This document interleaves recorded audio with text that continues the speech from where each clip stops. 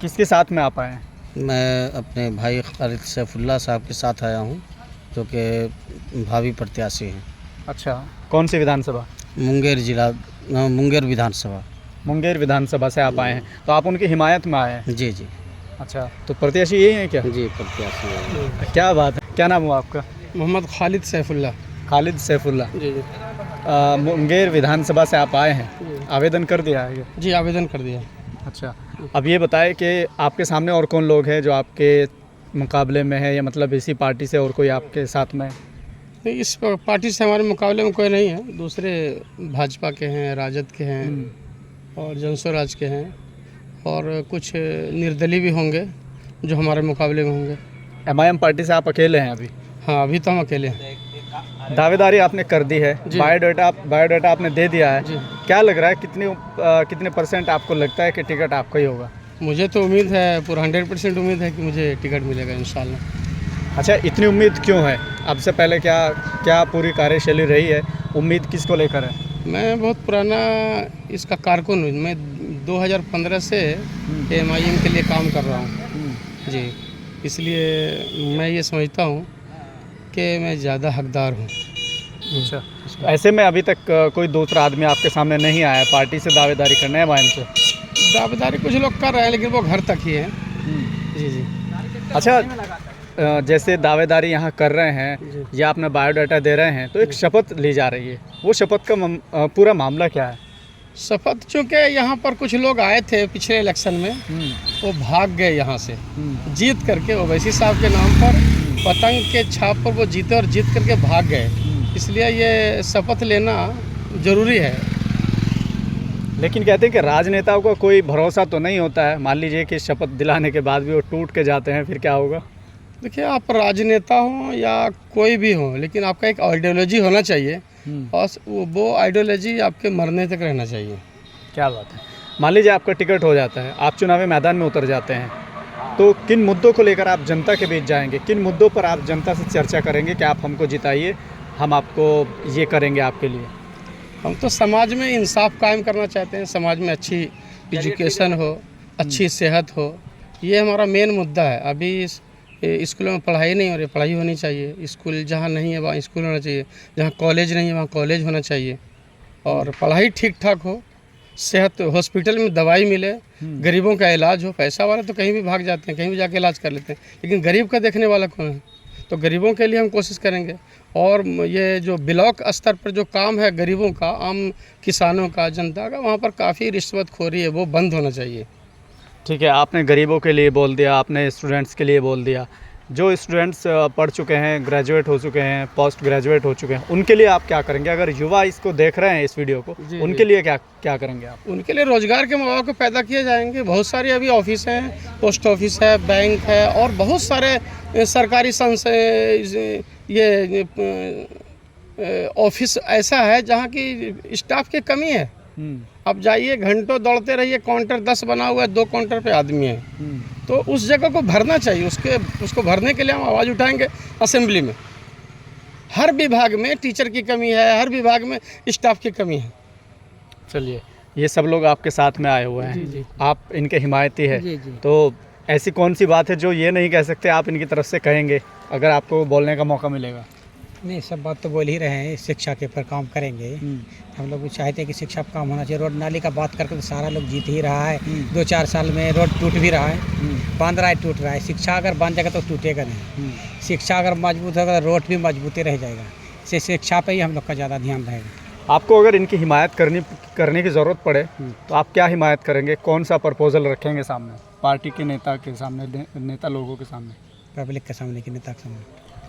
आप जैसे दावेदारी कर रहे हैं और आपकी हिमायत की ज़रूरत पड़ती है, पार्टी के लोग आपसे पूछते हैं, तो आप कौन सी हिमायत करेंगे, क्या रखेंगे उनके सामने? हर तरह से तैयार रहेंगे, हर तरफ से कोई भी ज़रूरत पड़ेगा उसके लिए हम तैयार हैं। हम लोग इसके लिए। पिछला कार्यकाल कैसा रहा? क्योंकि अभी तक मेरे ख्याल से अभी आपने चुनाव नहीं लड़ा है, तो ऐसे में क्या इनके पास मुद्दा है जो जनता के बीच जाएंगे, और या फिर आप उनके सामने रखेंगे कि हाँ, इनका टिकट इसलिए बनता है या इसलिए इनको चुनाव मैदान में उतारना चाहिए? एक तो पार्टी के लिए काम कर रहे हैं बहुत पुराना, बहुत ज़माने से, और समाज में शिक्षा के लिए बहुत पुराने, 35 साल से काम कर रहे हैं। इसका 3 स्कूल भी पहले से हैं, और उसको बढ़ाकर पूरा डिस्ट्रिक्ट में फैलाना चाहते हैं। इस पर ही काम ज़्यादा किया जाएगा। फिर बाकी जो भी काम जहाँ पर कुछ नज़र आएगा गलती सही उसको ठीक किया जाएगा। माने अगर रोड टूटा है तो उसको छोड़ नहीं दिया जाए, उसको भी बनाया जाएगा, लेकिन ज़्यादा फोकस शिक्षा पे रहेगा। और इसको मेरा राय है कि हर मोहल्ला में एक लाइब्रेरी होना चाहिए, हर पंचायत स्तर पे। हम लोग पंचायत से आते हैं ना, हर पंचायत स्तर पे एक लाइब्रेरी होना चाहिए। तो ये सब चुनाव जीतने के बाद होगा। जी जी। लेकिन अभी क्या कहते हैं कि किस्मत का पिटारा अभी बंद है, अभी प्रत्याशी बनने में भी समय लगेगा, आजकल में फाइनल हो जाएगा, उसके बाद जीतना, अभी तो सब कुछ पिटारे के अंदर है। तो पिटारा खोलने के लिए क्या कुछ कर रहे हैं? कोशिश पूरा हम लोग का, टिकट तो मिल जाना चाहिए, इसको रोकना नहीं चाहिए। और वो इलाकाई लोग भी काफ़ी इसको पसंद करते हैं, और मुस्लिम ही नहीं गैर मुस्लिम भी काफ़ी पसंद करते हैं, क्योंकि 35 साल से काम कर रहे हैं समाज में, पुराने समाज से भी हैं, हर लोग इसको पसंद करते हैं। तो टिकट अगर मिलेगा तो उम्मीद है ज़्यादा कि निकल ही जाएगा सीट। समझ में? क्या नाम हुआ? मोहम्मद उमर। मोहम्मद उमर, क्या बात है, नाम भी बहुत अच्छा है आपका। क्या कहेंगे आप? ये सब लोग इनकी हिमायत में आए, आप भी हिमायत में आए, इन दोनों के अलग आपके पास क्या है कहने के लिए, बताने के लिए? देखिए, हमारे कौम के हिमायती के लिए कोई लीडर, सांसद या लोकसभा में नहीं जा पाते। हम चाहते हैं कि ऐसे कैंडिडेट जाए जो नेक हो। कौम के ऊपर बहुत तरह के एलिगेशन लगता है, बहुत तरह के सिस्टम को ख़त्म किया जा रहा है, बहुत कानून जो हमारे इस्लामी कानून है उसको रोका जा रहा है, बंद किया जा रहा है। हम चाहते हैं कि हमारा विधायक हो जो कि संसद में, लोकसभा में जाकर बात करे, आवाज़ उठाए अपने हक हुकूक के लिए, और साथ में गरीब का हिमायती बने। गरीब मजलूम को बिना घूस और पैसा दिए कोई काम नहीं होता। तो हम एक नेक और सच्चे कैंडिडेट चाहते हैं ताकि गरीब का हिमायत हो और गरीब का प्रोग्रेस हो।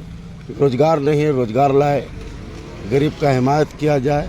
जिस गरीब को दिक्कत है, यतीम को दिक्कत है, विवाह को दिक्कत है, हर तरह की कष्ट हमारे क्षेत्र में है जिसको कोई नहीं देखता। बड़े बड़े नेता, बड़े बड़े विधायक, एमपी, सांसद सब बड़े लोग को ही देखते हैं, और इलेक्शन के टाइम में 500-200 दे के वोट लेके चले जाते हैं, फिर 5 साल वो देखने के लिए नहीं आते हैं। और उस गांव में कुछ ठेकेदार लोग मेरे जैसा, दूसरे जो लोग के जैसा बन के जो है वोट को दिला देते हैं, और कोई काम, कोई विकास नहीं हो रहा हमारे समाज में। इसलिए हम चाहते हैं कि हमारा नेक कैंडिडेट जाएंगे, संसद में भी आवाज़ उठाएंगे, समाज में भी गरीब का सेवा करेंगे, गरीब के हक बात करेंगे, ताकि हमारे क्षेत्र का विकास हो और पार्टी की मजबूती हो। इसलिए कि AIM पार्टी जो है अभी धीरे धीरे विस्तार कर रहे हैं। गठबंधन की भी कोशिश किए, लेकिन गठबंधन इंडियन गठबंधन नहीं हुआ, तो अपने दम पे लड़ रहे हैं। और हम चाहते हैं कि बिहार से कम 30-40 सीट हो AIM का, ताकि एक MLC भी हमारा विधानसभा जाए और आवाज़ उठाए, और ताकि हमारी जो हक हुकूक है वो हमको मिले। तो अब ये बताएं कि जो 70-75 सालों से आपके यहाँ राज करते आए हैं वो नहीं कर पाए, तो इतनी जल्दी ये कैसे कर पाएंगे?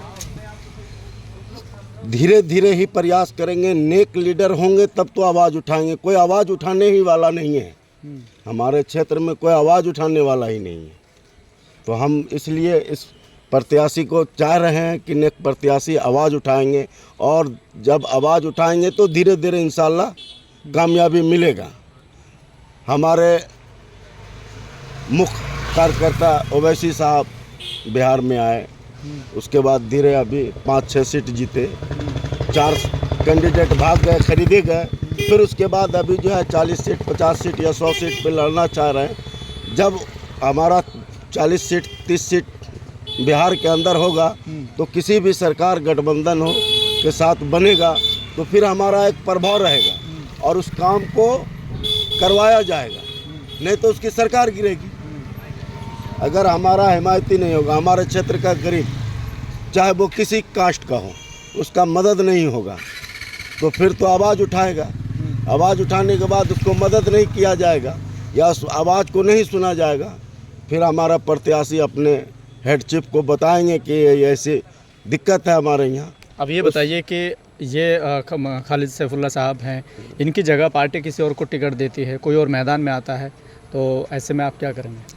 उसका हम हिमायत करेंगे, उसकी मदद करेंगे और जी जान से उसके लिए वोट दिलाने की प्रयास करेंगे, जो हर संभावना होगा वो करेंगे ये पार्टी को हम लोग और जिताना चाहते हैं। पार्टी को हम कैंडिडेट जिताना बदले चाहते हैं। और उस कैंडिडेट बदले होगा, कोई दिक्कत नहीं। कोई दिक्कत नहीं, उस कैंडिडेट को भी यही कहेंगे कि जिस तरीक़ा से खालिद सैफुल्लाह साहब के लिए कह रहे हैं वो उस कैंडिडेट के लिए भी यही कहेंगे और करेंगे। नहीं करेंगे करेंगे काम, गरीबों के लिए हिमायत नहीं करेंगे, कौम के लिए नहीं करेंगे, तो अपने हेड चीफ को बताएंगे कि हमारे क्षेत्र क्या में करें? जी, कोई भी पार्टी में आएगा इसकी जगह पे तो उसको भी हम लोग सपोर्ट करेंगे। जैसा कि हम लोग वादा किए हैं स्टेज पे जा करके, तो वादा तो पूरा करना पड़ेगा। अब इतना जल्दी तो नहीं भूल सकते हैं ना। 5 साल क्या 7 साल आप क्या सोचते हैं, अगर मान लीजिए आपकी जगह कोई और प्रत्याशी बना दिया जाता है, फिर ऐसे में क्या करेंगे? वो तो वहाँ आपने शपथ ले ली है, लेकिन यहाँ क्या करेंगे? हकीकत में हम 2015 से काम कर रहे हैं पार्टी के लिए, अभी भी पार्टी के लिए काम करेंगे, दिल से काम करेंगे इंशाल्लाह। कोई और भी आता है तो कोई भी आता है तो हम उसके साथ हैं। ठीक है जी। देखिए, असल में जैसा कि आपको बताया 35 सालों से ये सामाजिक कार्यकर्ता के रूप में काम कर रहे हैं और इनका खास पकड़ अपने मुस्लिम समाज पर और दलित समाज पर बहुत अच्छी पकड़ है। इसलिए मेरी तो ये रिक्वेस्ट होगी पार्टी के प्रधान से कि इनको सीट दिया जाए। लेकिन अगर इनको सीट नहीं भी मिलता है तो जो भी हमारे चाहे कैंडिडेट हों या उनके मददगार हैं, ये सब लोग पार्टी के लिए काम कर रहे हैं, अपने लिए काम नहीं कर रहे हैं। इसलिए ये सोचना कि किसी दूसरे को अगर सीट मिलता है तो उस स्थिति में क्या करेंगे, वो ऐसा कोई सोच ही नहीं है। जिसको भी सीट मिलेगा हम उसके साथ हैं।